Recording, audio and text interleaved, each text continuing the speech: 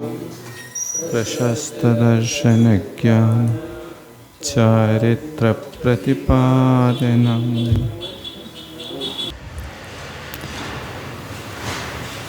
केवली भगवान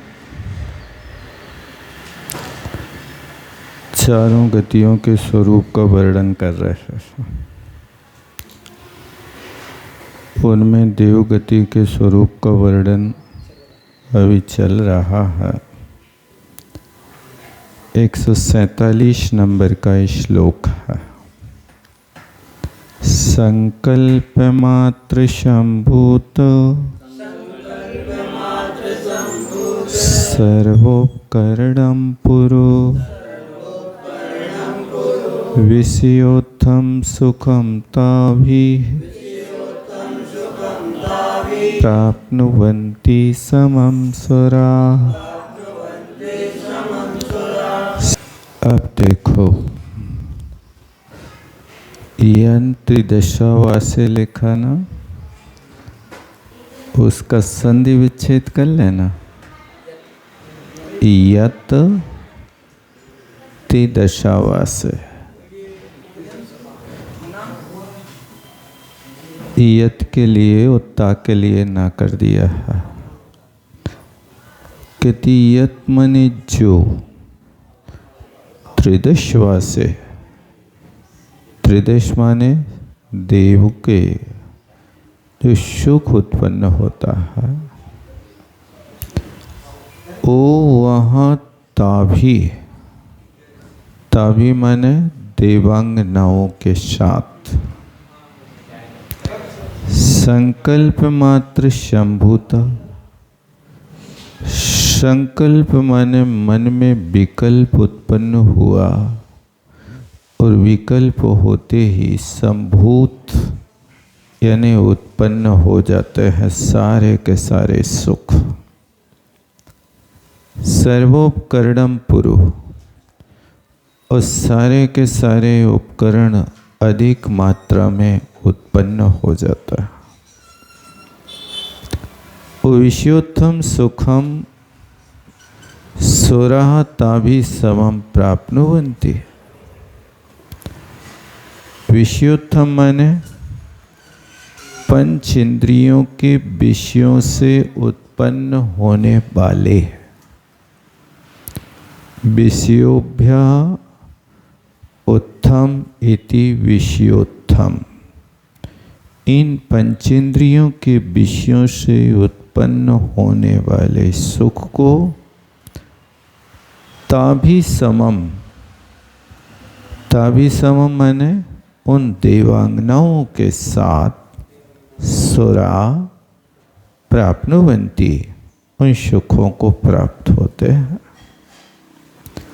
यच्च, जो ऊपर का यत तो लगा देना देवावास के साथ में, और नीचे जो यत है वो मानुषी विष्ट पे, मानुष लोक, विष्टप माने लोक होता है, तो इस मानुष विष्ट पे, मानुष लोक में यत सुखम, जो सुख होता है, तत् सर्वम धर्मस्य फलम जिन पुंगवई गरितम।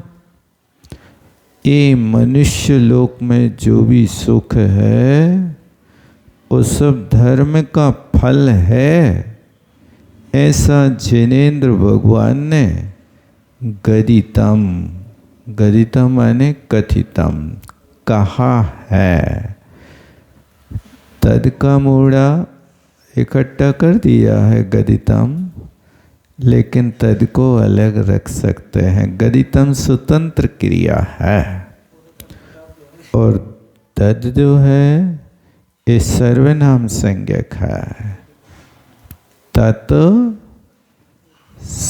सर्वम धर्मस्य फलम, ये धर्म का फल है। माने मनुष्य पर्याय में, मनुष्य लोक में जो भी सुख है वो सब पूर्व में किए हुए धर्म का प्रभाव है। ऐसा जिन पुंगवई जिनेन्द्र भगवान ने कहा है। यत शब्द है, उसको ना तो नहीं करना, ताके लिए नाल छप गया है। यत त्रिदशा वासे, जो त्रिदिश स्वर्ग में देवों के पास स्वर्ग है, वो संकल्प मात्र माने उनको कोई कर्म नहीं करना पड़ता। संकल्प मात्रेण संभूता इति संकल्प मात्र संभूता। संभूता कैसे बनेगा? सम उपसर्ग पूर्वक। संभूत का अर्थ क्या हो गया? उत्पन्न होता है। सर्वोपकरणम पुरु, बहुत विशाल मात्रा में सारे के सारे उपकरणों की उपलब्धि होती है संकल्प मात्र से, कोई पुरुषार्थ नहीं करना पड़ता। और पंचेंद्रिय के जितने विषय हैं वो सारे के सारे उनको संकल्प मात्र से उत्पन्न हो जाते हैं। उनके लिए कोई चीज़ के लिए तैयारी नहीं करना पड़ती है। अपन लोगों को किसी भी इंद्रिय का विषय करना हो तो उसके लिए तैयारी करना पड़ती है, तब जाकर के उस विषय की पूर्ति हो पाती है। ये वहाँ नहीं है। ऊर्ध्वाधो मध्य लोकेषु, ऊर्ध्वलोके अधोलोके मध्यलोके त्रिषु लोकेषु, ये तीन लोक हैं। इन तीनों लोकों में यो सुख संगीता नाम, जिसका नाम सुख है, वो सारा का सारा सुख भोक्तृणाम, उन सुख को भोगने वालों को जो सुख उत्पन्न होता है, सा सर्वो धर्म संभवा भावा, वो सारा का सारा धर्म से उत्पन्न होने वाला भाव है, जो तीनों लोकों में सुख प्राप्त हो रहा है। धर्म के अलावा और सुख की प्राप्ति नहीं होती है। धर्मा सर्व सुखा करो हित करो, धर्म सब सुख को करने वाला है। दाता भोक्ता स्थिते यो कर्ता नरा प्रतिभाश्रम, दाता दान देने वाला, भोक्ता भोग करने वाला, इनकी जो स्थिति है, सो यो नरा प्रतिभाश्रम, जो लोग प्रतिदिन इस धर्म को करते हैं, सो वह निरी सहस्र औघै रक्षते, हजारों हजारों लोगों के बीच में भी वो धर्म उसकी रक्षा करता है। तत्सर्वम धर्मजम फलम, वो सारा का सारा धर्म से उत्पन्न होने वाला फल है। ये निरी सहस्रोग है, मनुष्यों के हजारों समूह, इनकी जो रक्षा होती है वो सब धर्म के प्रभाव से होती है। बहुत अच्छा। यत्तत्सुर सहस्राणाम, कहते यत्तत्सुर सहस्राणाम, जो वहाँ हजारों हजारों स्वर माने देवों के पास, हरिभूषण धारीणाम, उन हजारों देवों पर हरि माने इंद्र आभूषण की तरह धारण किया जाता है, और वो सक्र प्रवुत्तम करते, और वो इंद्र इन हजारों देवों के ऊपर जो अपना प्रभुत्व माने शासन करता है, सो धर्म संभवम तत्फलम, वो भी धर्म से उत्पन्न होने वाला फल है। धर्म का फल नहीं होता है तो कोई किसी की बात मानने वाला नहीं हुआ करता है। किसी के ऊपर शासन करना ये आपके पूर्व पुण्य का प्रभाव है, अन्यथा तो कोई दूसरा व्यक्ति भी किसी प्रकार से अनुशासन मानने वाला नहीं होता। यन मोह महारिपुम उद्वाश, कहते जिस मोह रूपी महाशत्रु को उद्वाश माने उखाड़ करके फेंक दिया, सो रत्नत्रय समन्विता, और जो रत्नत्रय से सहित है वे सिद्ध स्थानम प्रपद्यन्ते, वे सिद्धि स्थान को प्राप्त करते हैं। शुद्ध धर्मस्य तत्फलम, इस शुद्ध धर्म का फल है, ऐसा जानना चाहिए। यानी मोह को नष्ट करना और रत्नत्रय को धारण करना ये धर्म का फल माना जाता है। ये धर्म का फल नहीं होगा, पुण्य का फल नहीं होगा, तो यहाँ रत्नत्रय की प्राप्ति होना भी बहुत मुश्किल है। रत्नत्रय की प्राप्ति परिणामों में अंतरंग कारण 3 कसायों का उदयाभावी क्षय होना, ये पूर्व किए हुए पुण्य का प्रभाव होता है। अन्यथा एक छोटे से नियम को लेने के लिए रावण जैसे लोग मर गए, लेकिन एक नियम नहीं ले सके। जिन जीवों को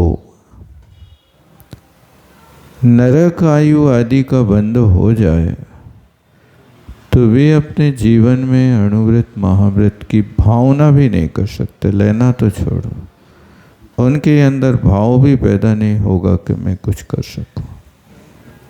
ऐसा भी योग बनता है।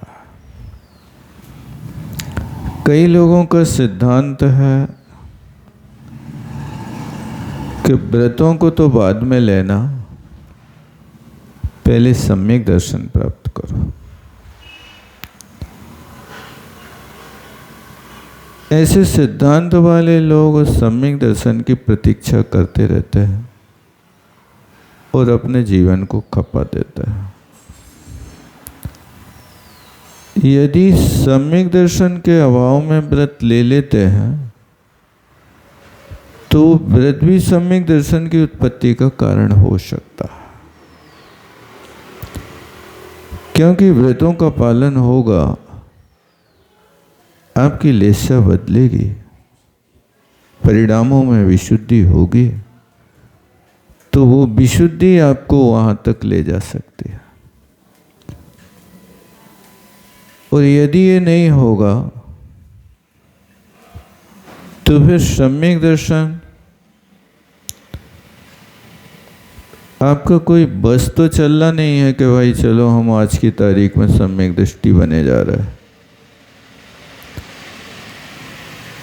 आप इतना कर सकते हो कि गुरु की प्रेरणा पाकर के गृहीत मिथ्यात्व का तो त्याग कर सकते हो। गृहीत मिथ्यात्व का त्याग कषाय की मंदता से हो जाता है, लेकिन अग्रहीत मिथ्यात्व का त्याग तो 3 करण के परिणाम से ही हुआ करता है। जब तक 3 करण के परिणाम नहीं होंगे तब तक जीव उपसम सम्यक दृष्टि नहीं बन सकता, और संसार का अंत करने वाला होता है तो उपसम सम्यक दर्शन ही होता है। वो भले ही एक बार बिजली सी चमक जाए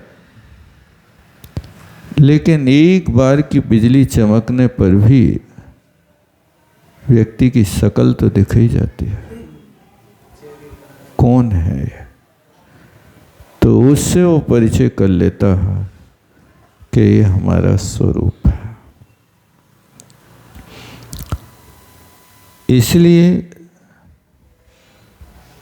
हठाग्रह नहीं करना चाहिए,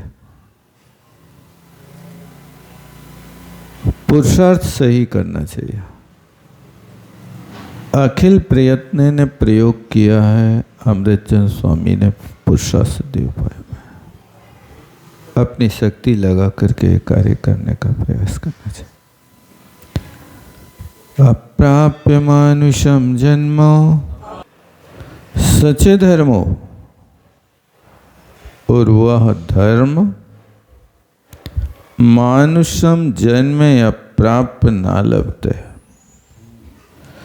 मनुष्य जन्म को प्राप्त किए बिना उस धर्म की प्राप्ति नहीं होती है। रत्नत्रय धर्म की प्राप्ति होती है तो मनुष्य पर्याय में ही हुआ करती है। अन्य स्थानों पर सम्यक दर्शन तो हो सकता है, लेकिन रत्नत्रय नहीं हो सकता। तस्मात् सर्व जन्मषु परमा मनुष्य संप्राप्ति। इसलिए सभी जन्मों में यदि सर्वश्रेष्ठ जन्म है तो मनुष्य संप्राप्ति, मनुष्य गति की प्राप्ति होना बहुत दुर्लभ है। जैसे मनुष्याणाम राजा श्रेष्ठ हो, मनुष्यों में राजा श्रेष्ठ होता है। मृगों का केसरी राजा श्रेष्ठ होता है। केसरी माने सिंह। और पक्षिणाम बेनिता पुत्र। बेनिता पुत्र क्यों कहते हैं इसको? गरुण की मां का नाम बिनता है, इसलिए बिनता का जो पुत्र है वो बिनता पुत्र कहा जाता है। बैन तेया भी प्रयोग कर देता है। बिनताया पत्यम पुमान इति वैन तेया, और नहीं तो सीधा रख दिया बिनता पुत्र। एक गरुण, पक्षियों में गरुण श्रेष्ठ माना जाता है।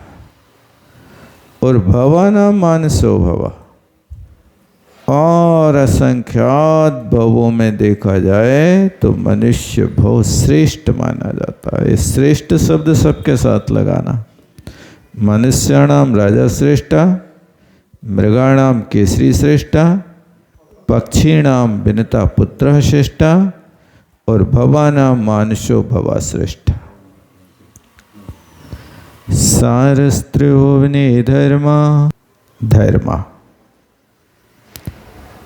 तीनों लोकों में यदि कोई सारभूत पदार्थ है तो धर्म है। सर्वेंद्रिय सुख प्रदा, सब इंद्रियों को सुख प्रदान करने वाला है तो एक धर्म है। मानुषे देहे क्रियते, मनुजता परातत्व।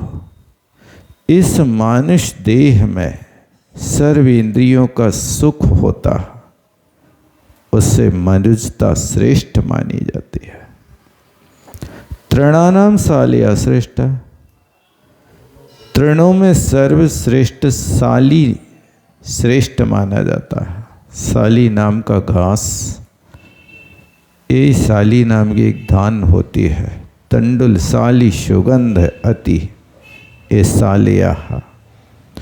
तो साली धान जब होती है तो उसका जो घास होता है वो अपने आप में सर्वश्रेष्ठ माना जाता है। पादपा नाम चंदन, और वृक्षों में श्रेष्ठ होता तो चंदन का वृक्ष होता है। बने बने ना चंदन, चंदन बन बन में नहीं मिलता है, कुछ स्थानों पर ही मिलता है।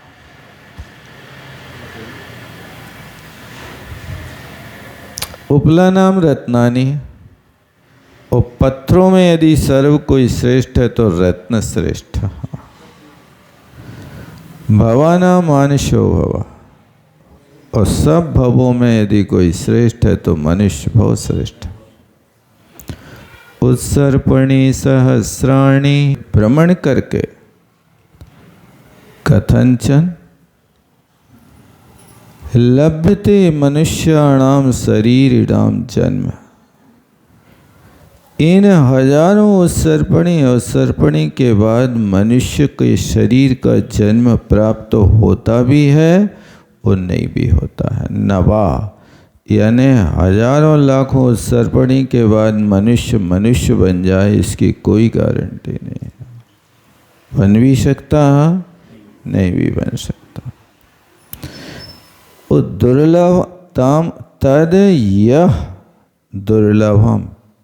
अब आप कहते इस मनुष्य जन्म दुर्लभ को पाकर के, जो कैसा है ये मनुष्य जन्म, क्लेश निर्मोक्ष कारणम, सारे दुखों को नष्ट करने का एक कारण है।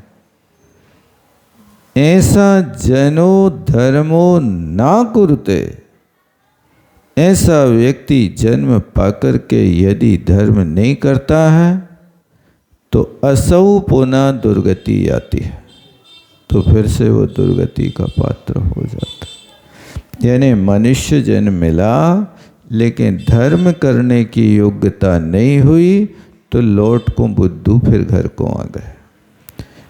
जो हजारों लाखों सर्पणी में परिभ्रमण करते करते आज मनुष्य जन्म पाया था, इस मनुष्य जन्म को पाकर के दुखों को नष्ट करने वाले धर्म को नहीं करता, वो फिर दुर्गति का पात्र हो जाता है। पतितम तन्मनुष्यत्वम